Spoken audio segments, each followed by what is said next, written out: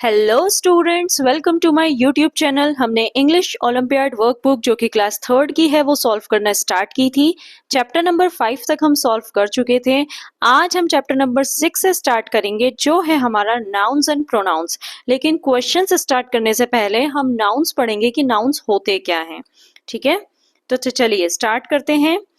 सबसे पहले जो बेसिक डेफिनेशन आप बचपन से पढ़ते आ रहे हैं वो क्या है? A noun is a word that names a person, place, animal और थिंग। आपने इतना पढ़ा था कि किसी पर्सन का नाम, किसी प्लेस का नाम, एनिमल या किसी थिंग के नाम को हम नाउन कहते हैं। इसमें ये दो चीजें और जोड़नी है। अगर कोई आइडिया है, ठीक है, अगर किसी चीज की क्वालिटी हम बता रहे हैं तो वो भी क्या होता है? वो नाउन ही होता है। एग्जाम्पल से इसे समझते हैं।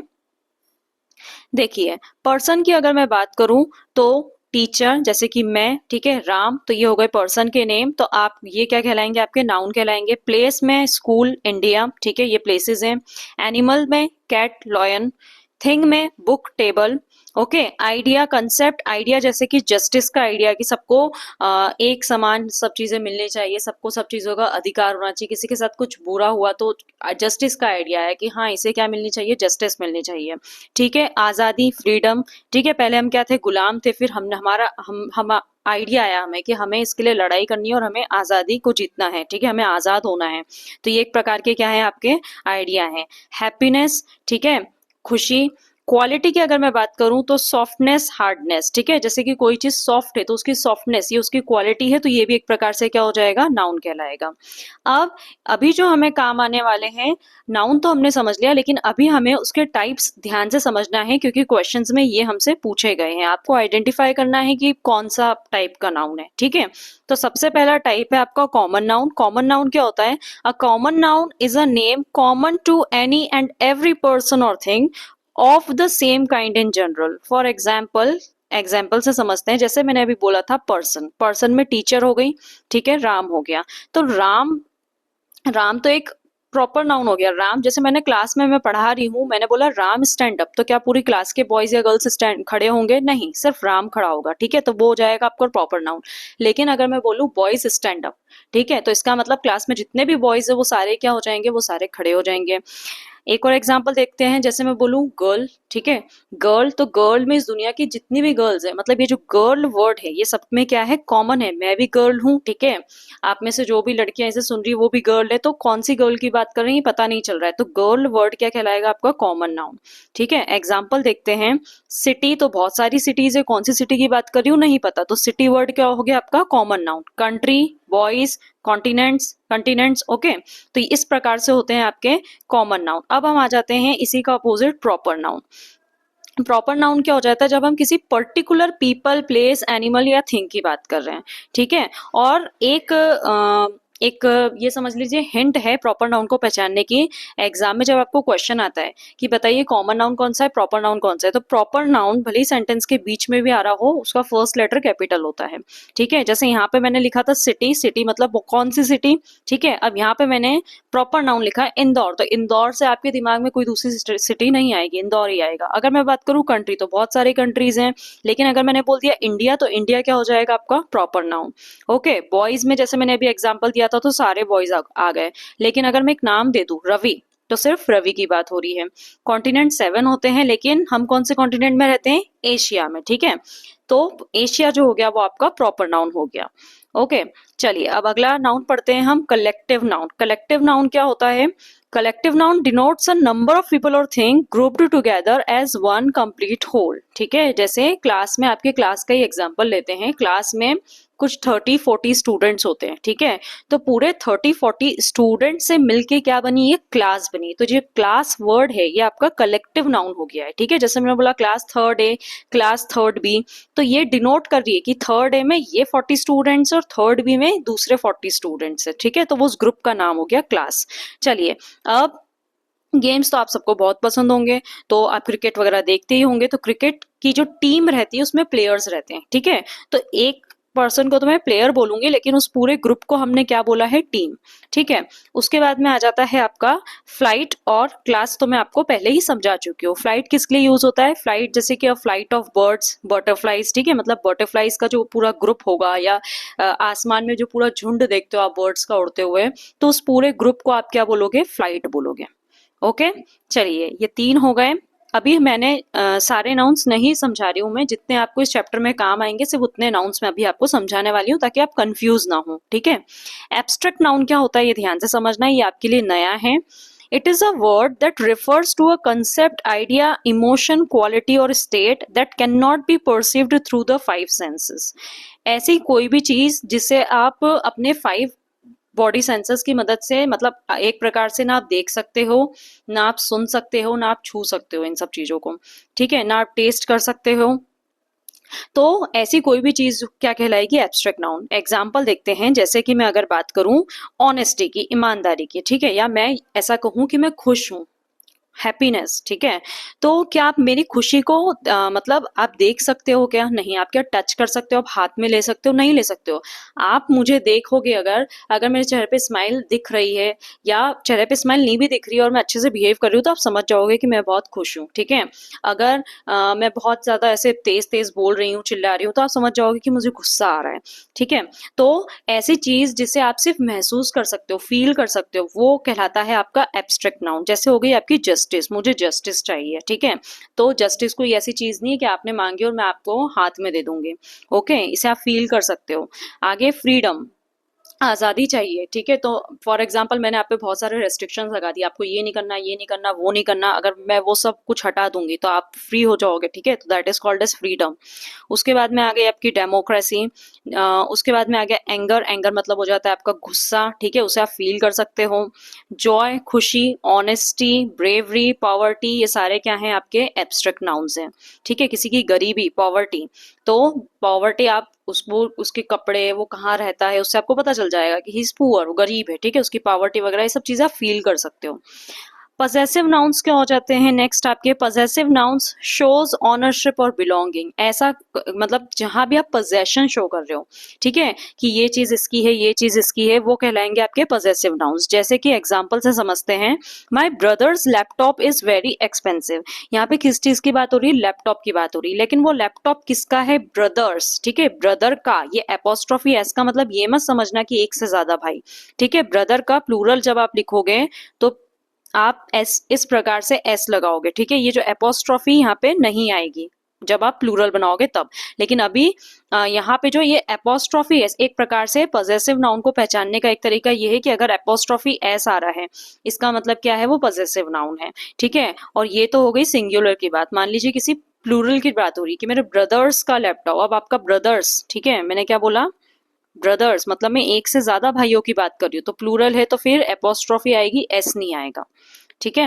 चलिए, तो यहाँ पे क्या बोल रहा है वो कि my brothers laptop is very expensive, मेरे भाई का, ठीक है। एपोस्ट्रोफी एस का मतलब क्या हो जाता है? का, के की, मेरे भाई का लैपटॉप बहुत एक्सपेंसिव है। Next example, this is my sister's umbrella. ये जो अम्ब्रेला है वो मेरी बहन का है, ठीक है। तो यह मेरी बहन का अम्ब्रेला है, ओके। इसी के साथ आपके पांचों नाउन्स जो अभी आपको यूज आने वाले हैं वो कंप्लीट होते हैं। अब हम क्वेश्चन से स्टार्ट करते हैं। क्वेश्चन नंबर ए है आपका, choose the type of the underline noun. आपको सेंटेंस गिवन है, ठीक है। सेंटेंस में आपको वर्ड अंडरलाइन है, आपको उस पर्टिकुलर वर्ड का नाउन पहचानना है कि वो कौन सा नाउन है।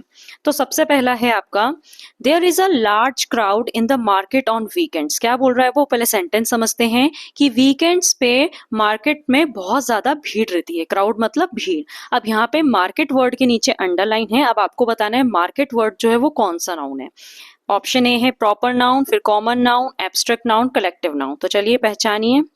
अब देखिए, जो आपका मार्केट है, ठीक है, तो ये आपका कॉमन नाउन है। कॉमन नाउन क्यों है? क्योंकि मार्केट तो बहुत सारे मार्केट होते हैं। जैसे अगर मैं इंदौर की बात करूँ तो कोठारी मार्केट, शीतला माता बाजार, ठीक है, ऐसे अलग अलग मार्केट्स होते हैं। तो कौन से मार्केट की बात कर रहे हो आप, ठीक है। तो अगर मैं यहाँ पे कोई स्पेसिफिक नाम दे देती तो वो हो जाता आपका प्रॉपर नाउन, लेकिन यहाँ पे कोई स्पेसिफिक नाम नहीं गिवन है, तो जो मार्केट वर्ड है आपका वो है आपका कॉमन नाउन। तो फर्स्ट का जो राइट आंसर है आपका वो है आपका बी। चलिए आगे चलते हैं। Question number 2। Question number 2, I saw a caravan of gypsies travelling with their children. ठीक है, जिप्सीज एक प्रकार के पर्टिकुलर ग्रुप ऑफ पीपल रहते हैं, ठीक है, लोगों का ही झुंड है एक प्रकार से।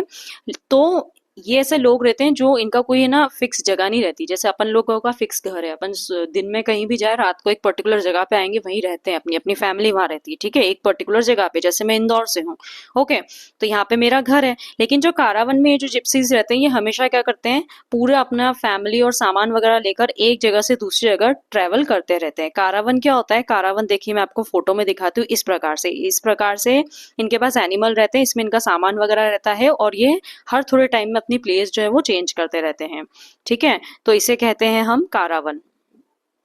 तो क्या बोल रहा है वो, I saw a caravan of gypsies, okay, travelling with their children. मैंने एक पूरा कारावन देखा। एक प्रकार से यहाँ पे जो कारावन है आपका, वो कलेक्टिव नाउन है जो कि जिप्सीज के लिए यूज किया गया है, कि मैंने पूरा उनका एक झुंड देखा। एक प्रकार से खूब सारी गाड़ियां आप बोल सकते हो कि वो लोग ट्रेवल कर रहे थे। तो एक प्रकार से यहाँ पे जो आपका कारावन है वो आपका कलेक्टिव नाउन है। ऑप्शन नंबर डी जो है वो करेक्ट आंसर है, ठीक है, और वो अपने बच्चों के साथ ट्रेवल कर रहे थे। Third question, the RBC is one of the biggest companies in Asia. जो आरबीसी है वो एशिया की सबसे बड़ी कंट्री है, सॉरी सबसे बड़ी कंपनी है। तो यहाँ पे एशिया के नीचे अंडरलाइन है एशिया। मैंने अभी एग्जांपल में आपको बताया था ये कॉन्टिनेंट है, लेकिन यहाँ पे कॉन्टिनेंट नहीं लिखा है, यहाँ पे एक कॉन्टिनेंट का नाम लिखा है एशिया। तो ये आपका है proper noun. Option number A आपका करेक्ट आंसर है। Question number 4, he has never seen his father because he lives abroad.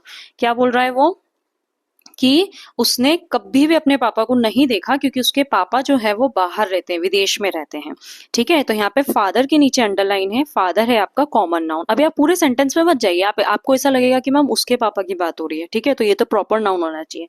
आप सिर्फ पहले वर्ड पढ़िए। तो फादर, फादर तो किसके पापा, मेरे बहुत सारे फादर है ना इस दुनिया में, ओके। तो यहाँ पे जो फादर वर्ड है वो आपका कॉमन नाउन है। फोर्थ का जो है वो बी आंसर करेक्ट है। Fifth, Gaurav's home town is miles away from where he works now. Gaurav's, देखिए एपोस्ट्रोफी एस आ गया है, ठीक है, तो मैंने अभी आपको बताया था समझाते वक्त कि जब एपोस्ट्रोफी एस आ जाए समझ जाना कौन सा नाउन है, पजेसिव नाउन। अब सेंटेंस भी समझ लीजिए। Gaurav, Gaurav's home town is miles away from where he works now. अभी जहाँ पे गौरव काम कर रहा है वहां से उसका जो होम टाउन है, ठीक है, वो काफी दूर है, ऐसा वो बता रहा है। चलिए आगे बढ़ते हैं। तो फिफ्थ का आपका राइट आंसर क्या है, ए। चलिए अब आ जाता है question B, choose the correct noun to fill in the blank. Sentence पढ़ना है आपको, जो ऑप्शन सही लगता है उसे आपको फिल करना है। जैसे एग्जांपल देखते हैं, the farmer is standing in a dash of golden wheat.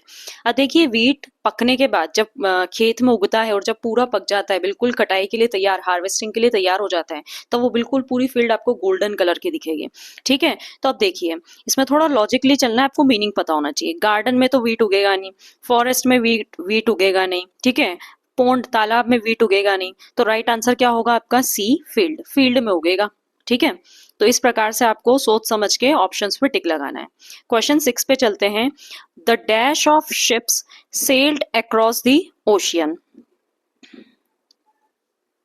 तो यहाँ पे वो बोल रहा है कि डैश ऑफ शिप्स, ठीक है, बहुत सारी शिप्स का क्या होगा, झुंड, ठीक है, तो उस ग्रुप को आप क्या कहोगे, फ्लीट कहोगे। सिक्स्थ का ए ऑप्शन जो है वो आपका करेक्ट है। वो क्या कर रही थी, वो ओशियन में सेल कर रही थी।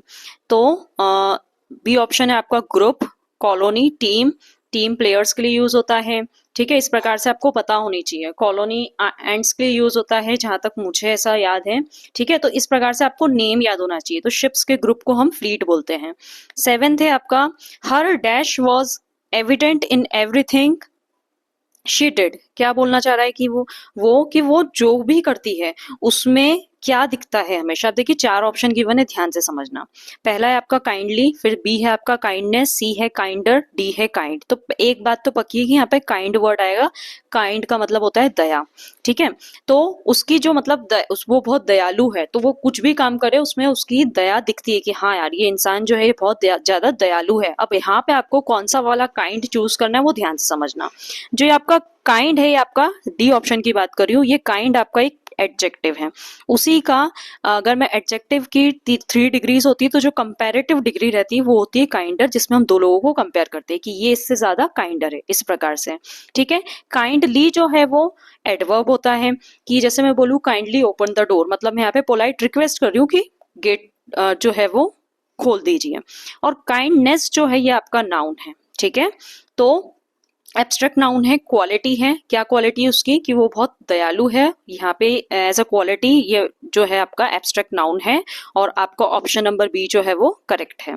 चलिए क्वेश्चन नंबर 8 पे चलते हैं। He took a lot of dash to speak in front of such a large audience, बहुत सारे लोग बैठे हैं। तो क्या बोल रहा है वो कि बहुत सारे लोगों के सामने बोलना, उसमें आपको बहुत ज्यादा क्या चाहिए, करेज चाहिए। हर किसी के बस का नहीं कि बहुत सारे लोगों के सामने जाके स्टेज पे जाके परफॉर्म कर दे या बोल दे। ठीक है, तो यहाँ पे आपका राइट आंसर है डी, करेज। अब मीनिंग समझ लेते हैं बाकी सबके। ट्रॉमा, ट्रॉमा, ए जो है ट्रॉमा, ट्रॉमा मतलब होता है सदमा, किसी चीज का जब हमें सदमा लग जाता है। पेशेंस मतलब होता है धैर्य रखना किसी चीज के लिए, कि पेशेंस, धैर्य रखो। ह्यूमर मतलब होता है हास्य, कुछ भी मजाकिया। ठीक है, जैसे कि मैं बोलूं इट्स अ ह्यूमर स्टोरी, मजाकिया मतलब ऐसी स्टोरी थी, फनी स्टोरी थी एक प्रकार से। ठीक है, तो आपका 8th का राइट आंसर है डी।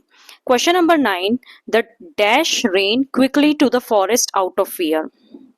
अब देखिए यहाँ पे भागने की बात हो रही है, जो भी था वो बहुत भयंकर भागा। कहाँ भागा, फॉरेस्ट की तरफ भागा। क्यों भागा, क्योंकि वो बहुत डर गया था।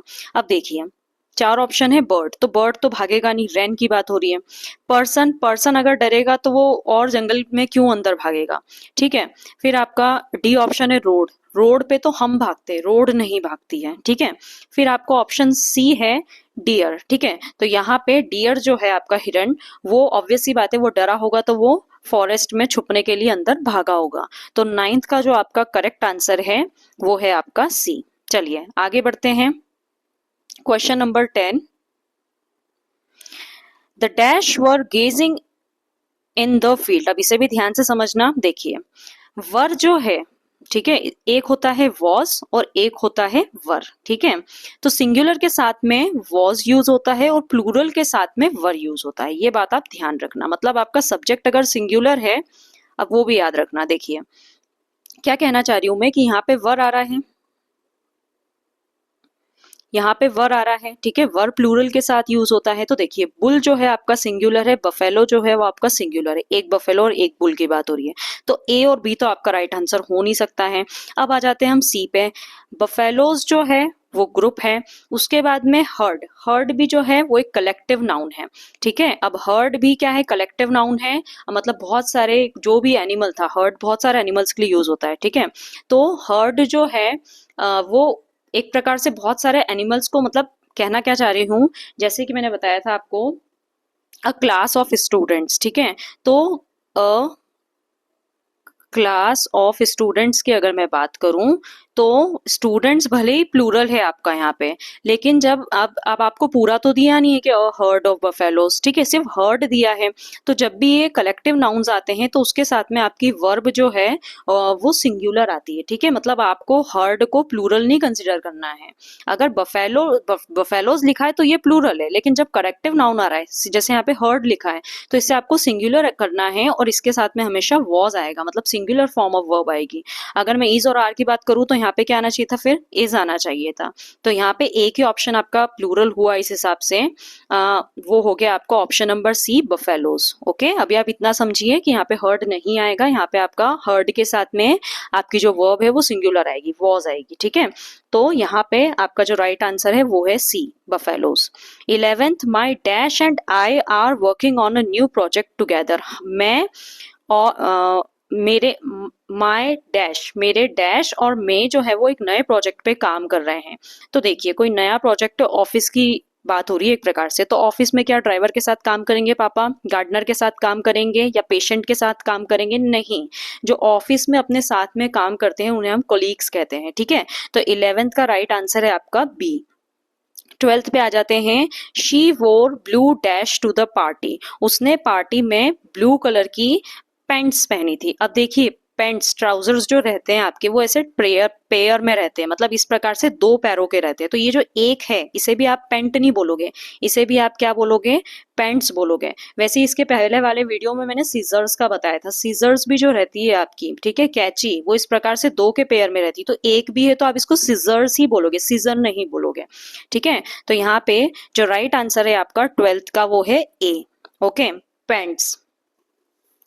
फिर उसके बाद में 13th, he left his dash at home while rushing out the door, जब वो बहुत जल्दी जल्दी में, रशिंग आउट द डोर मतलब जब आप बहुत जल्दी जल्दी में जा रहे हो, ठीक है, तो बहुत जल्दी जल्दी में वो अपनी चाबियां, चारों ऑप्शन देखिए कीज वर्ड से रिलेटेड कुछ आएगा, तो वो कहना ये चाह रहा है कि जब वो जा रहा था तो इतनी जल्दी में था कि अपनी चाबियां घर पर ही भूल गया। तो यहाँ पे कीज, ठीक है, प्लूरल, प्लूरल ही गिवन है, तो यहाँ पे डी ऑप्शन आपका करेक्ट ऑप्शन है कि वो अपनी कीज। अब देखिए यहाँ पे कंफ्यूज करने के लिए एस लगा दिया, तो यहाँ पे पजेसिव नाउन तो आएगा नहीं, ठीक है, पजेसिव नाउन का तो यहाँ कुछ काम ही नहीं है, कोई पोजेशन वगैरह हम नहीं दिखा रहे हैं। ओके, तो हम यहाँ पे क्या आएगा, 13th का जो राइट आंसर है आपका D, keys. 14th, I need to make several dash of this document, एक डॉक्यूमेंट है, उसको आपको उसकी बहुत सारी क्या बनानी है, कॉपीज बनानी है, ठीक है। फॉर एग्जाम्पल मैडम ने क्लास में वर्कशीट दी, तो मैडम एक वर्कशीट थोड़ी लेकर आएगी, एक वर्कशीट मैडम बनाएगी, उसकी बहुत सारी कॉपीज करके फिर सारे बच्चों को दे देगी, ठीक है। तो एक ही डॉक्यूमेंट की जब बहुत सारी सेम सेम वो बनाई जाती है तो उसे कॉपीज कहा जाता है। 15th है आपका, dash is known for his classical Sanskrit literature. अब यहाँ पे चार नाम दिए हैं, चार पोएट और राइटर्स के नाम हैं, तो आपको पता होना चाहिए। अब यहाँ पे बात की गई है क्लासिकल संस्कृत लिटरेचर की, तो इनमें से कौन सा राइटर जो है, पोएट जो है, वो उसकी क्लासिकल संस्कृत के लिए जाना जाता था। तो देखिए शेक्सपियर जो है आपका वो इंग्लैंड के हैं, ओके। उसके बाद में ऑप्शन सी पे आते हैं, टॉल्स्टॉय जो है वो रशियन थे, रशिया के हैं। होमर जो है आपके वो ग्रीक के हैं। अब अगर मैं संस्कृत की बात करूं, संस्कृत लिटरेचर की यहाँ बात हो रही है, तो संस्कृत इंडिया की है। और कालिदासा जो है आपके, कालिदास जो हैं वो बहुत ही फेमस क्लासिकल संस्कृत ऑथर हैं, जो कि पहले के टाइम में हुआ करते थे। आपने बहुत सारी स्टोरीज और कविताएं अपनी किताब में पढ़ी होंगी, हिंदी की बुक्स वगैरह में पढ़ी होंगी, ठीक है। तो इस वीडियो को मैं यहीं पॉज कर रही हूँ, इसके आगे का चैप्टर अब मैं नेक्स्ट वीडियो में आपको समझाऊंगी। वीडियो पसंद आया हो तो लाइक जरूर करना, चैनल को सब्सक्राइब जरूर करना, और ऐसे ही और वीडियोस के लिए कमेंट्स में मोर जरूर लिखना। Thanks for watching and follow for more.